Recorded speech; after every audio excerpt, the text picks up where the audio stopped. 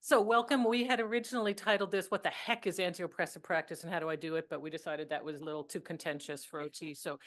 Um, so we're going to start with a land acknowledgement. They can see the slides, right? It's just me that can't. Yep.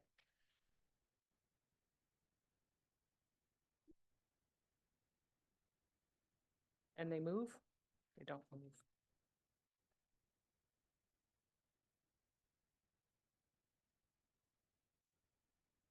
All right. There it is. Perfect. Thank you.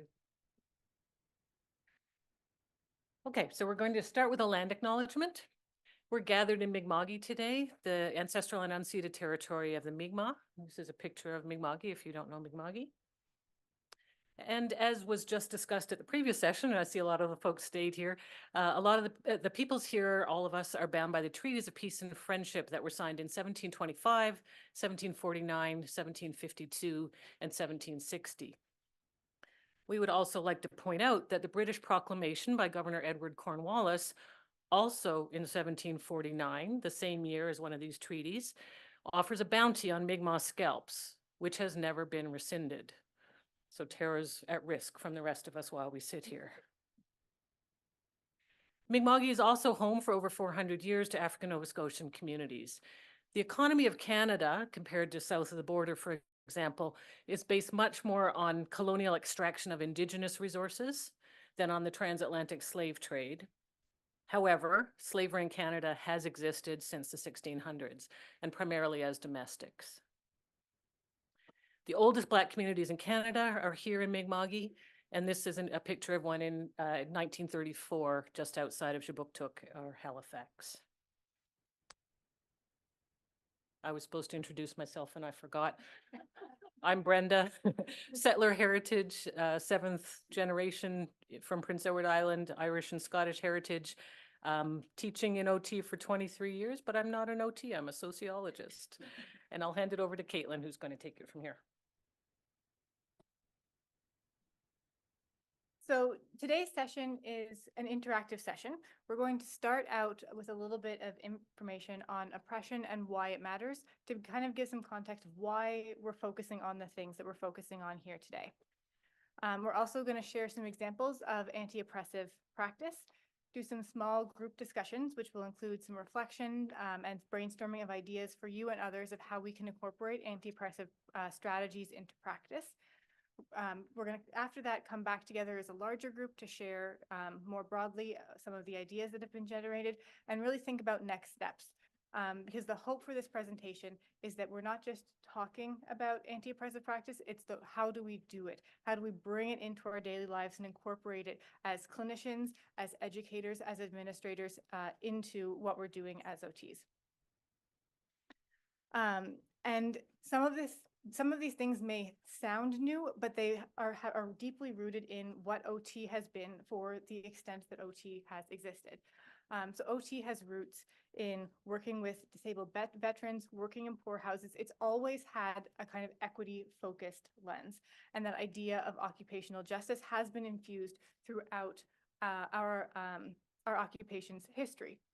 And so with this while we've had this kind of long-standing emphasis on inclusion and justice throughout what we're doing, only recently was it really formalized in the competencies, which really allows us to bring into the conversation and talk with each other, but how are we doing these things? And how do we continually build our strengths and adapt our profession to really be responsive to what we need in anti-oppressive practice? And so what's new is really that competency C, looking to promote anti-oppressive behavior and culturally safer, inclusive relationships. And so we want to address the question, how do we make our everyday practice in our various roles that we all have and bring to this session more anti-oppressive? And so to start thinking a little bit about what oppression is. Many of you who were here again for the previous session have an idea that it's systemic. It has to do with barriers, expectations, assumptions, perceptions, access to resources, and how these are available to some people and not available to others in very patterned and systematic ways. We're looking across systems, not just within one system, because patterns of oppression reproduce themselves in various aspects of everyday lives and the systems that we interact with throughout our everyday lives. So we're really looking across systems, thinking about education, economics, politics, media, employment, legal, and religions, and all of these pieces to think about how are these constructed to give some people resources and advantages in multiple contexts and not other people. And an important thing to remember about oppression is that it's not individual, it's about an individual's membership in a group. So we're thinking about groups of people, we're thinking about systemic advantages and disadvantages that are given to groups of people because of their memberships in groups, not because of themselves as individuals. Oppression also always has a historical component. That's why we talk about things like the history of this space and place that we're in today, the history of occupying this space, the history of what has been allowed and who has been allowed to be safely in this space. And it's structural. It's about power differences that are built into everyday interaction with business as usual. So we're really interrogating some of those taken for granted assumptions, if this is how we've always done things, to see how some of those things may be inadvertently reproducing some of the oppressive biases. And it's not necessarily a feeling. There are people who may be a member of a privileged group who may feel, hurt, who may feel saddened, who may feel that something is unfair, and that's not necessarily the equivalent to oppression. It's not about feeling, it's about the systems that work to constrain the resources that different people have access to.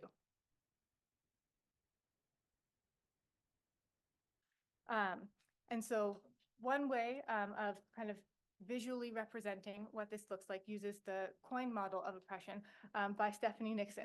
And there's nothing more intimidating than presenting someone's research in front of them while they're watching.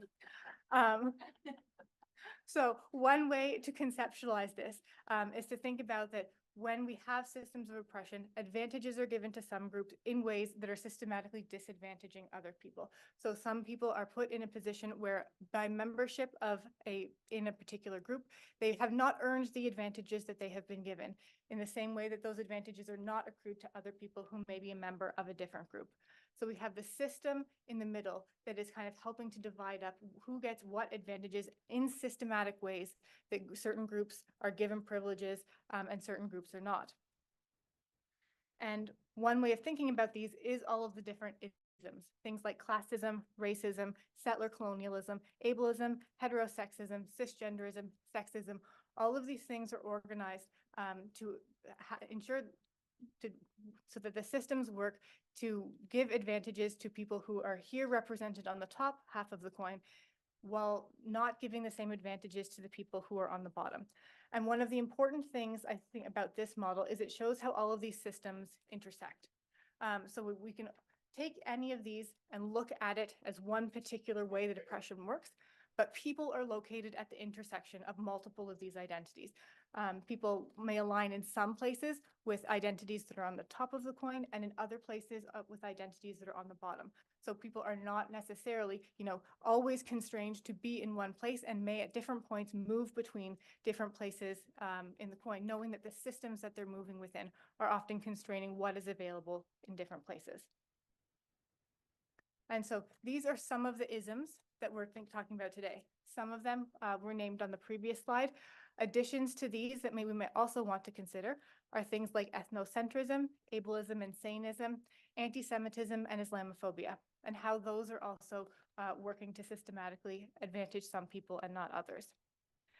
And importantly, this matters for OT. It matters for everything, but it matters particularly for healthcare, because one thing that it does is it hinders people from seeking care, especially if they're afraid of the microaggressions or the outward aggressions that might occur because of their membership within a particular group in the healthcare system. And when people do seek care, it can impair the care that they do seek, because these group identities come with things like assumptions, they come with decreases in credibility, they come with some people's views and beliefs and expressions being valued more so than others. And this can impair the care that someone gets. And one example of this is here in Nova Scotia. Most healthcare is offered in English. It is a systematic disadvantage if you are seeking healthcare in a language that is not English, that has nothing to do with you as a person, but your membership in a group of people who may not have that as a language with which they can easily communicate. And so it sets up systemic disadvantage for certain groups of people. And I think throughout the history of OT, we've talked about being client-centered, and that client-centeredness is one way to kind of challenge some of these pieces. And sometimes that may not be enough. It's about actively unearthing some of the challenges that are going on behind the scenes in the background with the systems that people are interacting with every day and looking for the missing piece of the puzzle. So yes, you want to value the person that's in front of you, but how are you going to actively do the things that are going to seek out the missing piece that is impairing people's access to care?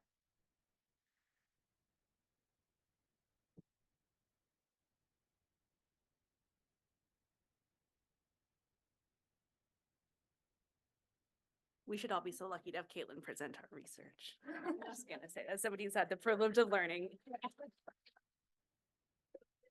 My name is Kaarina. I am a Métis occupational therapist, and I'm an instructor in the School of Dalhouse as well. Most of what I speak at in these events is around my work with Indigenous health equity, advancing change around truth and reconciliation in the profession. But my day job for the better part of 11 years while doing that work was as a clinician and a frontline leader in a very large acute care hospital in Alberta. And so I introduce that to say that if that is you, if you're wondering how do these concepts of anti-oppression and this, can that apply? And I say yes. And I certainly have not always done it. And we're really going to invite you that no matter where you're working, even if you're that, OT in an emergency department in that fast-paced acute care setting where you see oppression all day, every day. And I'm sure you can imagine that in your own practice areas. This is for you too. So hang on with us and stay with us. And I say that in that we are all at different parts in our own learning journey, and it's okay to be a learner. And sometimes I think what we have collectively felt and heard in some of our own spaces is there is a real fear around language. What if I say the wrong thing? Language seems to be adapting very quickly, and what was the proper term 5 years ago is now incredibly offensive, and I shouldn't say that anymore. And it can be very easy to feel crushed under that weight. And yes, that matters, and you can do harm with that, and we will talk about how you move past that, but it shouldn't stop you. It's not as important as doing, as Brenda says, doing this stuff. So I just encourage you to hold that, but know that all of these skills we're talking about today are learnable skills. Think about some of the other OT skills that you learned. I suspect when you first learned transfers in OT school, go back there however long ago it was, the first transfer you learned was probably not a high-low sliding board transfer for somebody with a high-level cervical spinal cord injury to get in and out of their F-150. I practiced in Alberta for a long time. We probably learned a level, low pivot or standing pivot transfer and then built on those skills. And I bet you weren't perfect the first time you did your first transfer either. So these are skills that you can acquire and learn. So one step you can do, talk about doing some of that intrapersonal work, doing the work for yourself. So try to unearth some of your own assumptions. Personal, professional, we have assumptions built into our models and theories and frameworks, and there's lots of resources to help us unpack that. But what do things like family mean? What does home mean? How might that show up when you're asking a client about their home or who their family is, when you're wondering if in acute care they're safe to be discharged? Who has access to transportation and housing and who doesn't? My favorite word. What does non-compliance mean in rehab, and who tends to get those terms, those labels, and who doesn't? What is, quote, normal? What counts as your evidence for clinical reasoning, and why does one type of research or evidence count and the other one doesn't?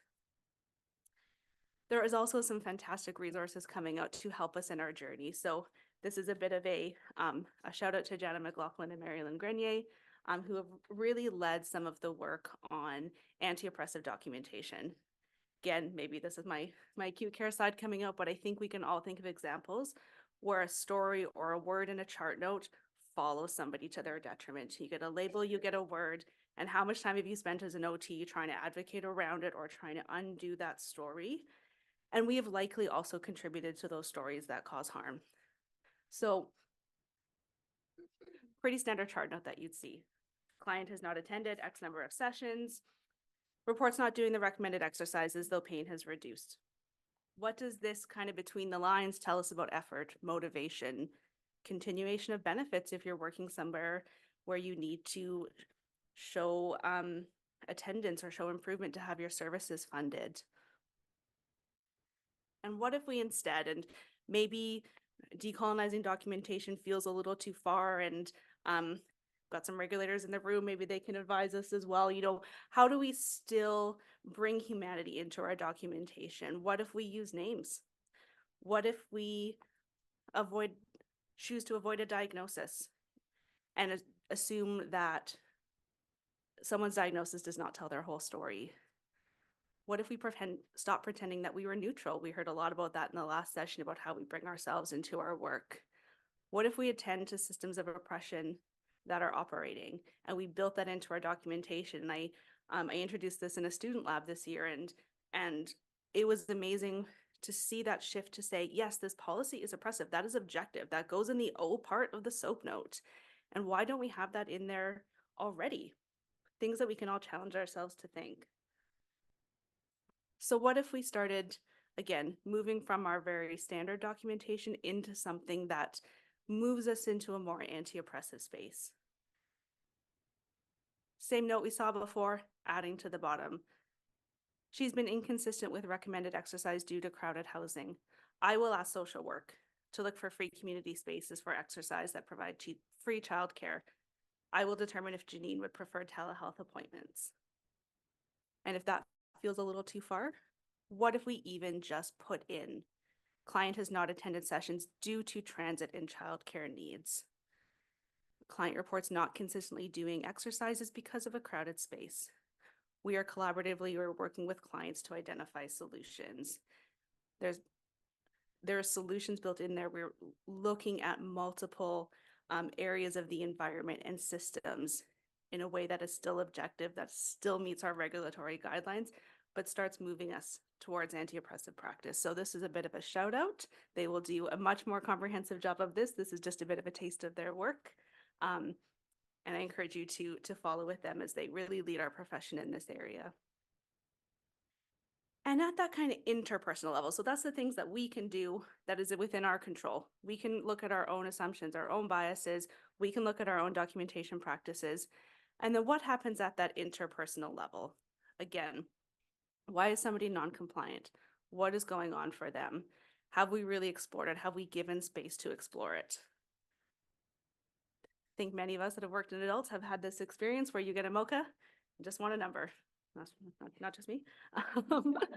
And so the one time I've been reported to my manager was for refusing to do a mocha for a service where a client was being referred to an inpatient substance recovery program and needed to have a 26 out of 30 on the mocha to attend. Had been an ongoing issue for a long time, and there was just one day, it was a busy day. I think I had 3 sick calls, and I'm not doing this. There's no occupation concerns, there's no discharge concerns. What is a number going to say? Got called to the manager, and ended up, ultimately, we were very fortunate that I had a very supportive manager who was aware of these concerns and ended up having a really fantastic conversation with the physician who ran the program, who said, I just took over this job. This is what was in the policy when I started. What I actually want to know, do they have the cognitive abilities to participate in talk-based therapy, to participate in cognitive behavioral therapy? That is a very different question. The MOCA is probably not going to tell me that. It might be a start, but that's not going to tell me that. So if we get rid of that, I can actually give you better information if we challenge some of those assumptions and norms. So again, and even things like, think of your initial assessments that you use. Do we ask about drug use? Do we ask about possible pregnancy, family structure, employment? Why do we ask that? Do we just do it because it's on the form and it's been on the form since 1995? Or are we actually wondering what we need from this information and what we are going to do with it? Turn it over to Stephanie.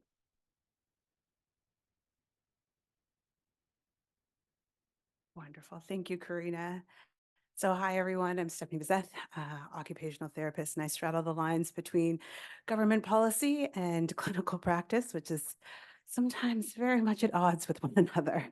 But I'm a 6th-generation African Nova Scotian on my maternal side and 2nd-generation immigrant from my father's family immigrated here from Guyana in the late 1960s. So for my piece going forward and looking about anti-oppressive practice in the interpersonal sense, so kind of setting us up as we're going to go into doing some small group discussions. But I think about in this piece, like reflecting about asking the why that some of these things come forward. So like, why does cognitive impairment show up more for clients with ESL? Why are we bending the rules for that client and not this client? Because I think everyone can think of a client very specifically where they went the extra mile. And it was like, why did you do that? Why was that person kind of like that special person that went forward? Was it a person that reminded you of a grandparent? Did they have a similar injury to you? Was it someone that, you know, actually saw was coming from like a more marginalized population and you're like, I want to go the extra mile for this person because I know somebody else somewhere along the line is not going to do that. So thinking about those pieces. And then why is the client perceived as aggressive while others are considered distressed? I had a very specific example of that when I was working in acute care and we would do rounds and I would often hear about a Black family that had got an incredibly hard diagnosis. Their, like, you know, the patriarch of their family was now terminal. And yeah, they were very upset with those news and how it was delivered. And all I heard about was how incredibly aggressive they were. Yet I had another family down the hall who had an individual who was diagnosed with dementia, and they were incredibly upset. I watched them go through the clinical manager up one side and down the other, and they're just like, well, you know, they just got such hard news. It's just so tough to do that, you know? So exactly, like, why was one family labeled in one way and another family was labeled in that certainly more compassionate way of speaking? So thinking about it from an institutional lens. So checking on how routine policies and practices affect different client groups inequitably. I think about, as Kaarina just said, oh, that old policy that's hanging around from 1995 that we're still using. But I think about attendance policies. I think just for us right now, I also work in community mental health and addictions care. And really, if you miss 3 appointments, you're dropped from service. And it's the idea of, it's like, yes, I know we have pressures of wait lists and wanting to get folks in, but at the same time, did we think about that? Did we have the conversation about transportation, childcare, multiple jobs, phone access? Sometimes the bus just doesn't show up, or sometimes you're just having a bad day and couldn't get there on time, you know? Are those pieces valued as well? And then about what is valued for evidence and, you know, for clinical reasoning. Again, going back to that idea around standardized testing versus actually having the conversation and getting to know the whole person and how that's incorporated. So some of those pieces that we look at around standardization, that is more for us in the healthcare provider. Like, we know when we read a note and we say exactly like what your MOCA score is or your MMSE, and you can go through that and be like, oh, okay, they're there, they're there, they're there. And that also kind of feeds in a little bit to our own bias of how we can just kind of like tick the box and keep moving because it's like, oh, that paints a mental picture for me. But again, we're not getting the whole picture of how this person operates. So then also just thinking about what resources are offered that we have that policies don't have. Are things free or low cost, and to whom? I think of a lot of the time with some of the equipment recommendations that we have for our clients, how accessible is that? For folks that we, you know, we want the best, you know, potentially like wheelchair for folks, but is that affordable? Are we able to work with some of our like community-based agencies to be able to like find the fees to kind of pay for that? But then also I just think about how many times I've taken trips to the Red Cross to go pick up shower chairs and walkers and all of those pieces because I knew that my client wasn't going to be able to get it. If I didn't do it, then they weren't going to be able to have it. And again, what do our clients' handouts convey about race, gender, family, disability? I just also love the fact that on one of the slides, there was actually a person that looked like me, which is the starting slide. But that's rarity. Rare do I ever see myself reflected in any of the OT practices that happen. And again, who's excluded from the intake forms? What questions are we not asking? And have we ever even thought to question that, to be critical about some of those pieces of what information we're gathering from folks? And who does your space say is expected and welcome when they walk through the door? I know the clinic that I work in, we're really lucky in the fact that we had rainbow flags up, we had Indigenous art on the walls, we had our big Black Lives Matter sign all there so people can feel welcome. But I also just wanted to make sure I was like, that's all well and good. But if you're going to have a clinician who doesn't actually adhere to any of the things that we have on this wall, then that makes it a very much a false statement about who is welcome and expected in our space. So measures of productivity also sometimes constrain much of what OTs do, right? There, you know, and there are ways to kind of push back on that. I go back to the conversation that we had in the session before around relationship building that we have here and how incredibly important that is. And that takes time.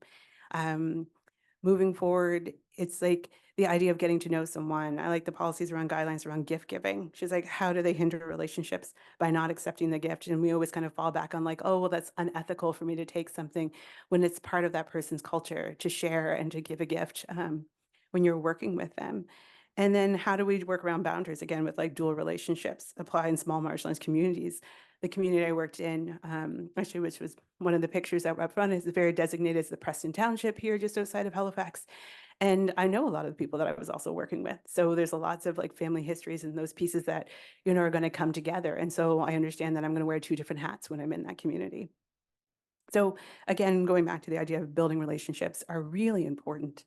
And to know that's a crucial part, especially for marginalized populations, and getting to know us. Our healthcare system hasn't always done the best job of building trust. And so I think about, you know, we all say that we work in this system, but really a system is just made up of a group of people. And if we don't change individually, we don't move the system forward. So I think that we are kind of like, you know, that strive for change. So as we're thinking about moving into kind of our smaller groups to kind of have a discussion, we've got a couple of questions that we'll have folks kind of review and reflect on. I just want to go over the idea that discomfort is good, blame and shame is not. I'm certainly someone who practiced from the idea of like with education that shame is not effective. If shame was effective, McDonald's would be out of business. So it's like, so I don't want it to be on that way. We are going to make mistakes. People are going to make mistakes. I get like, you know, I was like a Black cisgendered woman who is also queer, and I make mistakes all the time. So please be kind and again, empathetic and generous with one another as we're kind of working through this journey and having these discussions. It gets hard, as we say, it gets messy. And again, that idea, the intention that everyone in this room is doing their best. That's the reason why I think that you're here, that you want to learn, you want to be able to move forward. And then so take care of yourselves in the conversations, folks from marginalized backgrounds or equity seeking, like equities deserving groups, I should say. If at any point in time it feels too heavy, excuse yourself from the room. Absolutely take that break, take a moment, because sometimes it gets heavy when you get into those conversations. So make sure you're always feeling comfortable with what you're sharing. It's not the need to like, you know, say something just for say something's sake. Sometimes being part of it is just listening. And then also for all of us here, I can speak on the panel that we are available if you want to have a debrief or talk a little bit further after our session is done. So moving into small groups, there are tables, and I know there's some folks at the back. There is some seats up at the front if people want to come join tables here as well. For the next 25 minutes or so, we're going to reflect on these kind of two questions. Thinking about Stephanie's model and the system of inequality, how do we see oppression affecting everyday practice in the context in which you work?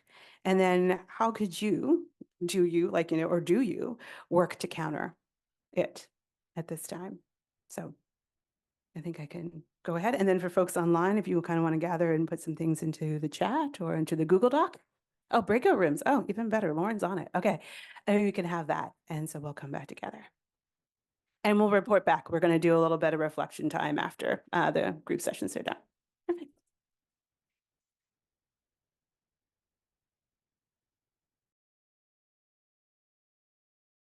This meeting is being recorded.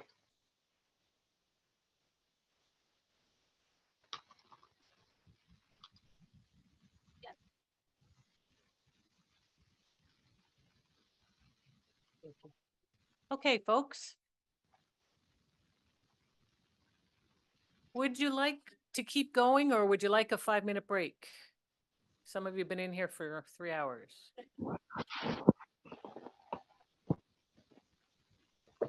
I didn't see strong feelings anyway. 5-minute break? Let's take a 5-minute break then. Sorry, the recording just started again.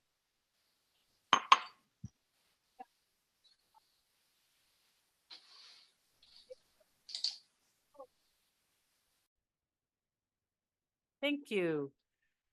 I see the table that had a bunch of academics at it is mostly empty. They never come back on time. You can kind of count on that. So thanks for the energy that you've been putting in. It's late in the day, especially if you were here for the previous session as well. This is a long stretch. So we're going to do a debrief where we're just hearing back from the various tables. Just before I leap into that, had a short conversation with Stephanie during the conversation period here. And she wanted to make sure that we talked about the fact that her coin model of oppression and privilege isn't like born out of her head in 2019, that she put it in writing in an academic way and published it, but it comes from, she said, decades, I would say centuries of activism and talk and thinking by Indigenous people, African heritage peoples, disabled people, queer folks, and definitely around social class. Activists have been talking about privilege and oppression for a very long time. And much like theories of intersectionality, the first person who puts it in writing in an academic journal gets kind of credited with that, but this stuff has been what activists have been doing forever. And I just wanted to flag that when we look at Stephanie's model of the coin model of oppression, I find it very helpful for introductory teaching when I teach about this stuff. I also find it limiting in some important ways. And those ways are classic for North America. We highly individualize when we look at that. So when I teach this to students, I often see students saying, well, I fit 3 of them on the top and 4 of them on the bottom, so I'm more on the bottom than you are, or those kinds of things. And it's not really about identities. It's about systems of oppression when we think about intersectionality. So what's most of interest to me, in fact, is what's happening in that coin in the middle, right? Where cis heterosexism intersects with racism. How does that work? How is being cisgendered and queer different for me than it is for Stephanie, who identifies as cisgender and queer, but is Black, Nova Scotian? How is that different? We experience those very differently. And so that piece in the middle, that coin, is kind of a black box where these things intersect. And I think that's one of the most important parts of understanding oppression. And we often come to that through one, right? We start with, I identify as disabled, I identified as neurodivergent, and I really get into that identity, that experience of oppression. And from that, we start to branch out to look at others. And there's nothing wrong with doing it that way. But it is just one, and we do need to look at where we experience other oppressions and other forms of privilege, and then how those systems intersect with each other. So I just wanted to flag that because Stephanie asked me to. There's a great paper by what's her first? Sally Haslanger that Kaitlin and I both really like, that talks about systems of oppression as baked together. You can take out the ingredients, but not very easily once you've done the baking. They're actually kind of mixed together. They are separate ingredients, but once they're baked, you can't really separate them out. The other thing I wanted to flag just before we talk about what happened in your groups, we all get that the space is not great for this. Even just walking around, I do this kind of teaching in my class, and I can usually tune into one voice and hear what people are saying, and I find it really hard in this room. So I know, especially if this kind of space doesn't work for your learning style, this was probably quite challenging. So my apologies for that. We work with the space we have. So we're going to hear back from the various groups. One thing ideally to start with from each of your groups. So now everyone's thinking, shit, they didn't tell us we had to report back. I don't know who's going to speak. Are you going to speak? Am I going to speak? Who's going to speak? And we will get, I think Lauren will be able to say if anything is in the chat from the online. There was 2 online groups talking as well. And Stephanie has a mic, so we're going to pretend we're on some kind of, talk show thing. Because if you don't speak into the mic, I will have to paraphrase it so that the online folks can hear, and I suck at doing that. So we'll just have Stephanie run up to you with a mic. So one thing that came up in your group about the questions that we had here, how do you see oppression operating in the place where you work or do your tasks? And what could you do to counter that oppression? Anyone want to be the bold, brave person and start us off? Someone's coming with the mic. Hold on. I'm not sure I can answer those 2 questions. No, just tell us what you But talked about. I just think, well, I'll tell you what I talked about. This is an amazing table because we have someone from the United States, someone from Australia, and someone from Brazil. Oh, wonderful. And so you can just imagine our conversation. It was rich and powerful. And as a person who was part of the regulators group in Canada at the start of the work to create the competencies, I guess I appreciated the compliments because that was a lot of hard work. And I, as a retired OT now, to hear how the new competency. Someone said, when are we going to start stop calling them new? Just to know that they're out there, being used, being interpreted, being contextualized is really gratifying. Anyway, I just have to say this was a wonderful table to be at, just to be listening to what everyone else from 3 other countries were saying. Wonderful. Thank you. If you don't want to answer our questions, you don't have to. You can just tell us how wonderful your group is. Who else would like to share something from their table? Bold and brave. There we go.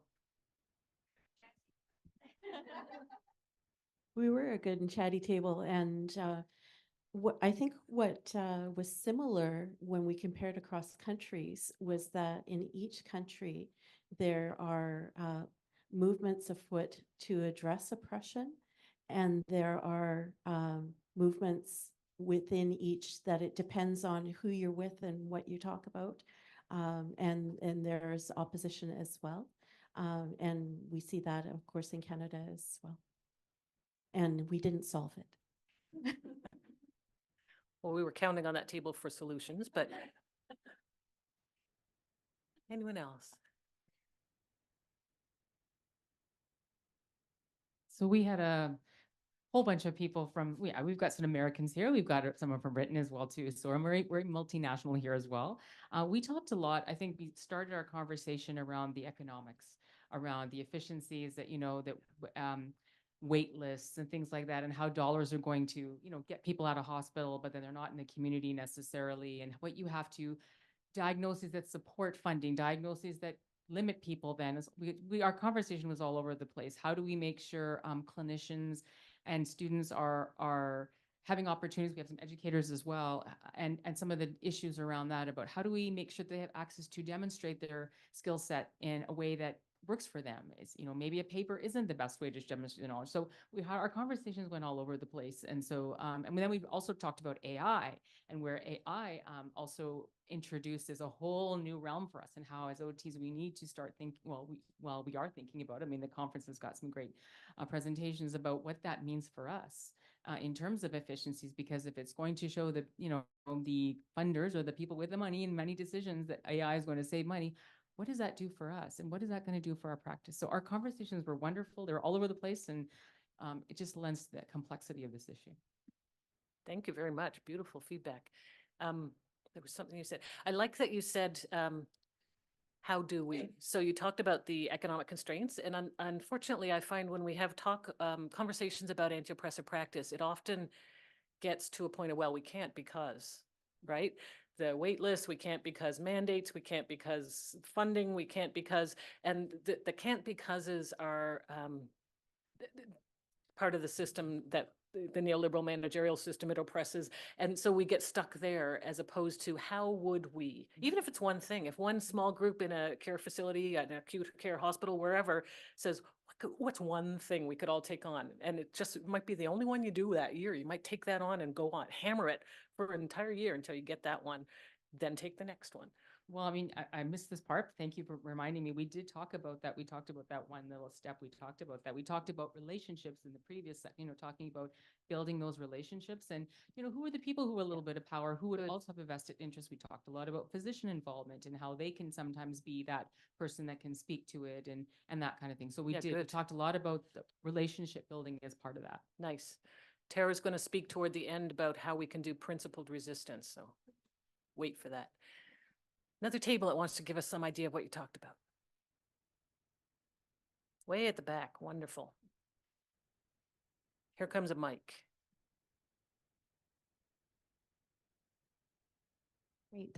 So we actually talked a lot about documentation and labeling in our case notes, how it can really paint a picture of the person you're working with.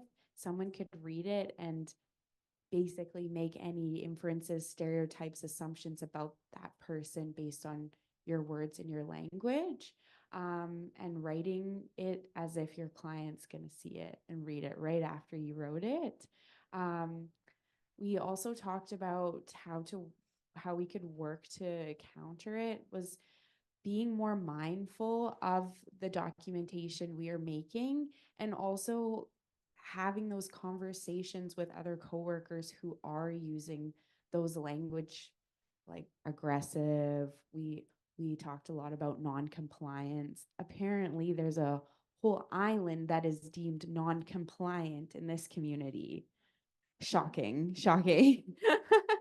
And yeah, and really like challenging the labels, because we kind of discussed how we do come to our practice with a different lens than other healthcare professionals, and how can we get on the same page and see the client the same way in order to resist oppression that's happening through documentation is huge. That's beautiful. Thank you. Just so you know, there's at least one social worker and one physiotherapist in the room, so we have to be careful what we say here. Yeah, the documentation, so much of the way power operates in our society at this moment in time is text. And so you're absolutely dead on. The way that we frame clients, patients, service users in language, in text, lives a lot longer than you might have a 6-month job somewhere and you wrote notes there, and that file follows the person for a long time. So absolutely, yeah, that's brilliant. Another table want to share one piece of what you talked about? I'll start picking on tables. I have no hesitation to do this. Way up here, Anna at the front. Everyone wants to see if Steph can run from the very back to the very front, navigating tables and close spaces. And she's doing a very good job. So I just consulted my group about sharing this because it didn't actually come up in our discussions. And they agreed I could. But like how I think when I see oppression affecting everyday practice and affecting OT, it's like how often we frame things as like too political to talk about when it affects us. It affects people we work with, but it's silenced, or people are silent. More often than silencing, where feelings need to be silent. So many things are happening in the world that we're just told are too political for us to talk about, but they affect everybody's lives, and it's really hard sometimes. Yeah, thank you. Quite a powerful moment for that statement, Anna. Yeah, the failure to speak about the genocide in Palestine, for example. Yeah. Any other table want to tell us what you talked about or didn't, as Anna did? How about yes, thank you, the table right behind there. And from here on, I'm going to get the mic to pass back. So when this table's finished, it's going to the table directly behind them. Oh, I'm glad I put my hand up. We echo the table in the back around, I think most of our conversation was around documentation and how impactful just a simple word can be for the folks that we're working with, and really just trying to change that from our own selves. So being self-reflective. And I talked a little bit about how we have been, or I have been, I should say, use the I statement. I've been coached my whole life to be all those isms. And really learning now, like, how do I change that with the folks that come into my life? So whether it's a student, whether it's an OT assistant, whether it's my colleagues, whether it's new friends, how do I end that coaching? Because I got really mad when I figured that out. And it was through reading, through doing some, development reading that I did. And I was like, wow, that's me. Like, I'm these things because someone taught me to, right? So, and I fit, I know you shouldn't fit where, like your student did. I've been on the top for the majority of it. So yeah, and how can we work to counter it? Well, I guess like self-reflection. And I think also we talked about going back to our competencies. I won't say new, going back to the competencies and really like trying to incorporate those into our day-to-day practice, and really trying to just put those at the forefront of ourselves like every single day. Yeah, wonderful. Thank you. I once did a session similar to this at the CAOT conference in Ottawa. I don't even remember how long ago that was. And at the end, someone asked, like, how do you put this in practice? And my suggestion, it was just a suggestion, was pick something for yourself. just one thing. And even if it's not with a group of colleagues, but on my drive home every day, I'll reflect on who did we not see in our service today?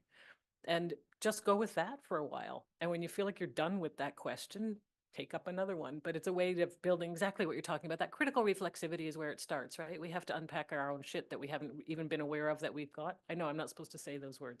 It's okay. I'm not an OT. I don't have to be a professional. The table immediately behind there. So who knew if you took the notes, you had to do this too, so. I would say that what I've heard at the other tables, I certainly heard here. There was a lot of really great discussion, and I appreciate everyone sharing, I guess, things that we have seen that, you know, come up in the system of inequality. Assumption, you guys correct me if I'm wrong. Assumptions is a big thing. Those pictures that we paint when we hear certain words or certain descriptors, and we already create an image in our mind. And I think different things that people are trying to do to counter that would be, you had a great example, Mario Jose, of having them read your documentation. So that whole being very aware of who is reading it and who is it for, and why are we putting that information in there, and meeting them where we're at. So what is our reference? So are we referencing it from our point of view of what independence, for example, is, or what is their reference point of where independence is, or whatever that might mean to them.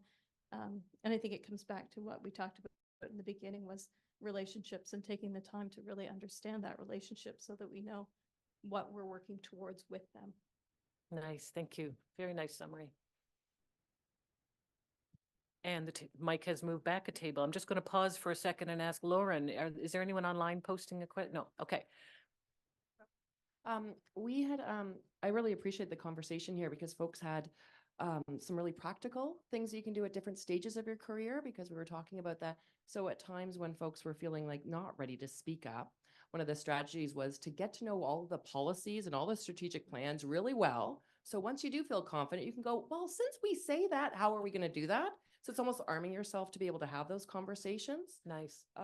There was also a discussion about creating a policy. If you don't have a policy about what to do if someone says something racist in your organization, ask that policy. So it's no longer up for folks to navigate that on their own. That's a great point. And there's often very strategic moments to do that, right?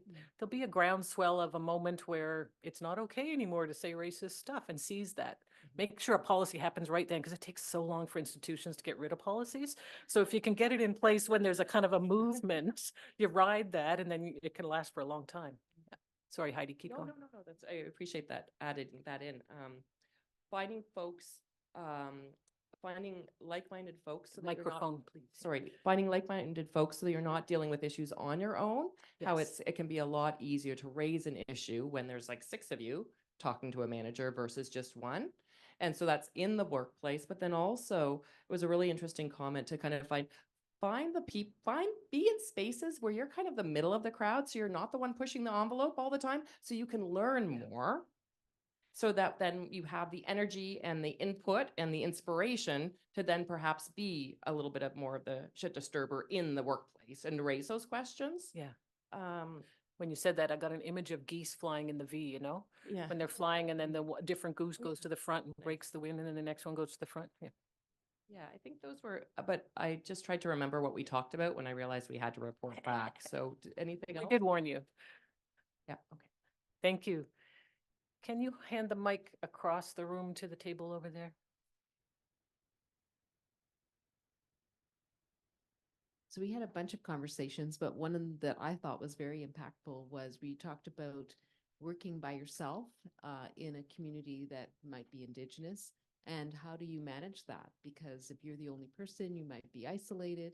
How do you gather your supports to help you do a better job, or to do as good a job as you'd like to do?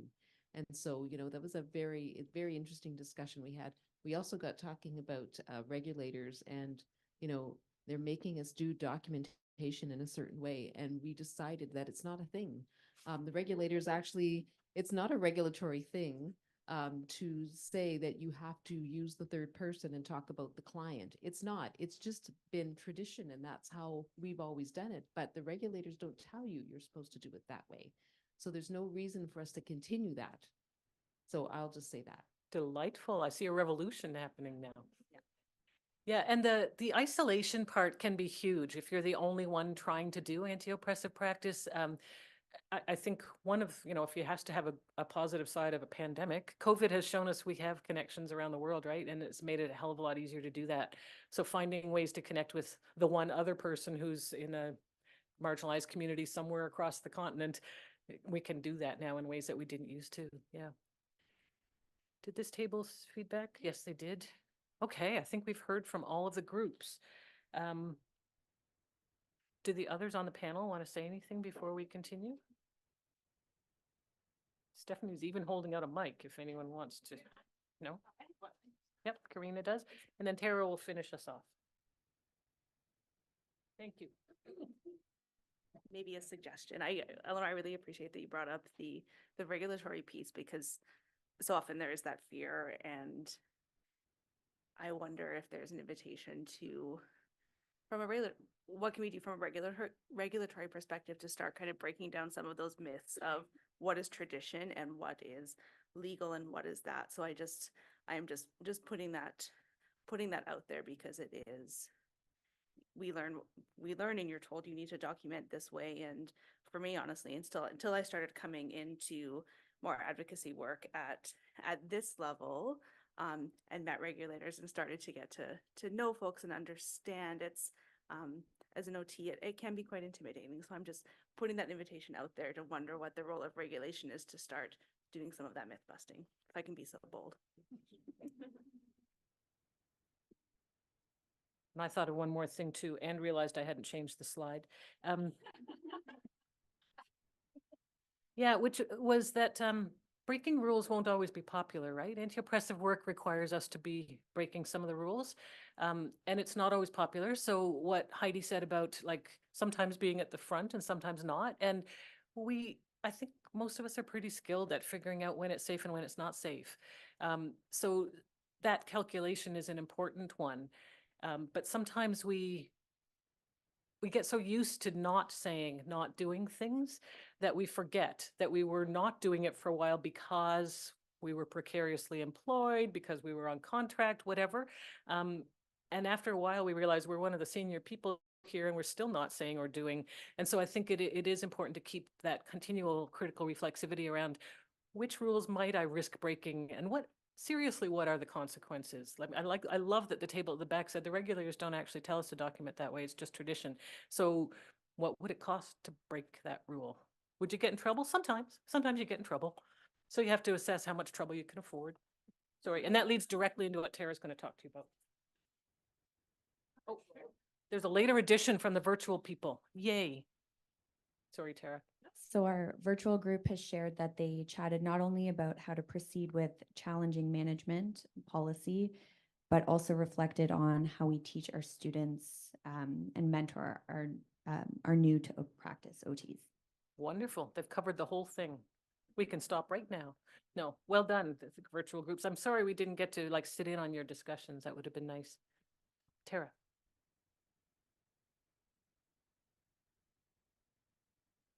I feel like the room is finally cooling down temperature wise. If anyone was watching me up here, I'm absolutely sweating. So It's not the wine you drank last night. that might have contributed to how warm I am today. The hangover has not been good to me, I guess. Sorry.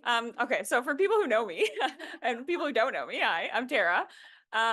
So I'm originally from Mi'kma'ki. I'm Mi'kmaq on my father's side and of settler descent on my mom's side. Grew up here my whole life until very, very recently taking a professor position at Western University. I'm an OT. I'll leave it at that, I guess, for my introduction. But, oh, right, change the slide. Bear with me. Oh, it did work. Okay. So just to finish, kind of wrap everything up here in this presentation today, I just wanted to talk about, and I'm going to say with the competencies, not the new competencies, but with the competencies, I think we're having some really, really important conversations that perhaps hadn't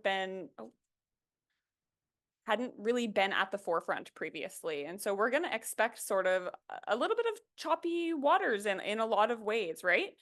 And when I think about anti-oppressive practice, and I think we've kind of reiterated this through the whole session, is that it really demands activism.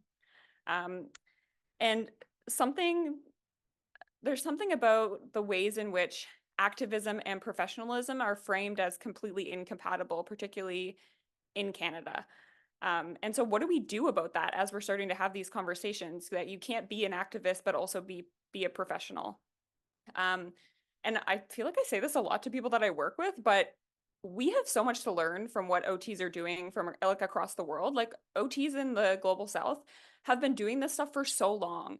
And I feel like we kind of live in our own little bubble up here in Canada, thinking that what we're doing is really revolutionary. But, and I'm not saying it's not, but I'm just saying we should think about being humble and learning from what's happening across the world. So like we have so much to learn, as is really what I'll say. And it's going to be uncomfortable. I think they said that in the earlier session. This work is not going to be comfortable, and it shouldn't be. It's not going to be particularly popular to be pushing boundaries. And I argue it's not, it's not going to be popular at all in a lot of ways. So it's going to be hard work, but it's work that needs to be done. Oh, I was supposed to click that earlier. Oh, I'm not going to read the quote exactly, but I think the quote actually speaks quite nicely to what Stephanie shared and what everyone has shared here today, just around you might get in trouble and you need to negotiate what that trouble is or what kind of rocking of the boat that is happening, and really negotiate that for yourself. And so, and the thing about anti-oppressive practice that I think we wanted to share mostly is that it's a learned skill. Like it's not necessarily something that you are coming into knowing all about. So you're going to make mistakes. Again, I was talking to Stephanie at the break, like the session before this feeds so nicely into what we're talking about here, just around, yeah, like it's going to be uncomfortable, and you're not going to be particularly skilled at it at first. So we really need to avoid things like knee-jerk responses, shutting it down, and help each other learn this thing called principled activism. And so there's a paper by Tasha Wyatt and colleagues, I'm just looking down at my notes here, where they studied the resistance acts of medical trainees. And what they actually found is that resistance is highly professional. And some of the things that, I'm just going to flip that. Some of the considerations that people make when they're engaging in activism and resistance are things like the context, so the situation. Oh, try not to look at the slide here. Weighing the costs and benefits, which I already said. Subjectivity, who are you? What positions do you hold? Where are you in the power relations in your work, in your everyday life? And of course, the possible consequences. And also things like your day-to-day interactions, possible responses. Who are your allies? How do you create that community for yourself to be supported in this kind of work? Those are all things that actually take a lot of careful consideration, and which really makes professionalism or resistance highly professional. And so for OTs, one of the things is we can actually be teaching this. This is stuff that you can integrate. So I'm an educator, so I feel like this is stuff that I would like to bring to students and say, you know, you're going to try it and it might not be perfect and it might not be pretty the first time, but acknowledge the mistakes that you make and keep developing that skill as you're trying to think about what does anti-oppressive practice look like for me in my context. And so we're going to just finish off by taking 2 minutes of silent reflection. We're actually feeding off of what the group was doing earlier around you don't need to talk to anyone. It's really a time for you to reflect. What is one thing you're going to try to change right away? And I think what Brenda was talking about is it doesn't have to be something huge and revolutionary. It can be something really small, because those smaller steps all lead to bigger change as you go along. And what is one thing you'd like to work on over the longer term? What would it require, and what might be the first step in something of that longer term? So I'll give you 2 minutes and then I'll do a wrap up after. Okay. That's okay. Yeah, so I'll bring everyone back. And we just wanted to finish off first and foremost by saying thank you so much for coming. For folks who've been in this room for 4 hours, it's been a long afternoon for you. So we have put some resources on Feedloop, if you'd like to check those out. And is there okay, on each table there is a sheet. And if you want to be part of local or regional networks of people who are continuing to talk about this, particularly about anti-oppressive practice, you're welcome to put your contact information there. And yeah, I'll finish off by saying have a good rest of your afternoon. And I look forward to chatting with all of you, I'm sure, throughout the conference. Thank you.